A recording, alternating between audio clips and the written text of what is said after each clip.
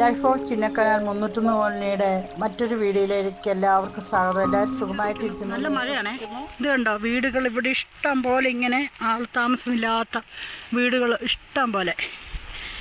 ആൾ താമസമില്ല, വീടുകൾ ഇഷ്ടം പോലെയുണ്ട് ഇവിടെയൊക്കെ. ഇതൊക്കെ പച്ചപ്പുൽക്കൊടി എന്ന് പറയുന്ന സ്ഥലത്തുള്ള ആൾക്കാരുടെ വീടുകളാണ്. അവരിവിടെ വന്ന് താമസിച്ചാൽ നമുക്കൊരു ആശ്വാസമാകും. പക്ഷേ അവരാരും ഇവിടെ വന്ന് താമസിക്കുകയില്ല. ഞങ്ങൾ പോകുന്ന വഴികളുണ്ടോ, കാടിൻ്റെ നടുക്കോടെയാണ് ഞങ്ങൾ പോകുന്ന വഴിയെല്ലാം വളരെ മോശം. തെന്നിയ തീർന്നു, ഭയങ്കര പശയാണ് ഈ മണ്ണിനെ. ഉണ്ടോ, ഞങ്ങൾ ശരിയാക്കിയതാണ്. ഞങ്ങളുടെ കയ്യിലെ പൈസ എടുത്ത് കൊടുത്ത് കല്ലും ഒക്കെ ഇട്ട് ഞങ്ങൾ റെഡിയാക്കിയ സ്ഥലങ്ങളായത്. പക്ഷെ പറഞ്ഞിട്ട് കാര്യമില്ല, ഒരു അധികാരികളോ ഒന്നും ഞങ്ങളെ തിരിഞ്ഞു നോക്കുന്നില്ല.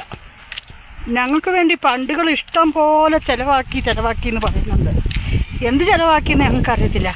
117 വീടുകൾ ഈ കോളനിയിൽ ആൾക്കാർക്ക് കൊടുത്തിട്ടുണ്ട്. അതിൽ സ്ഥിരതാമസക്കാർ കുറച്ച് പേര്, 30 വീടിൻ്റെ അടുത്ത് സ്ഥിരതാമസക്കാരുള്ളൂ.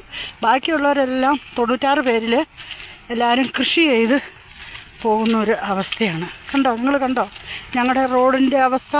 ഞങ്ങൾക്ക് ആർക്കെങ്കിലും ഒരു അസുഖം വന്നാൽ ഞങ്ങൾ അവിടെ കിടന്ന് മരിക്കത്തുള്ളൂ. രാത്രിയിലൊന്നും ഒരു മനുഷ്യരും ഇങ്ങോട്ട് വണ്ടിക്ക് വരില്ല.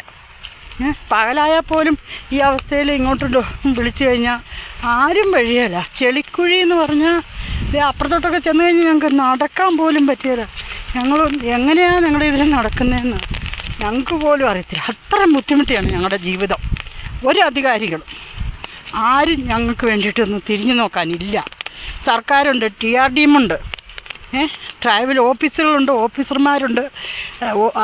ഇതിനു വേണ്ടി തന്നെ നിശ്ചയിച്ച ഓഫീസർമാരുണ്ട്.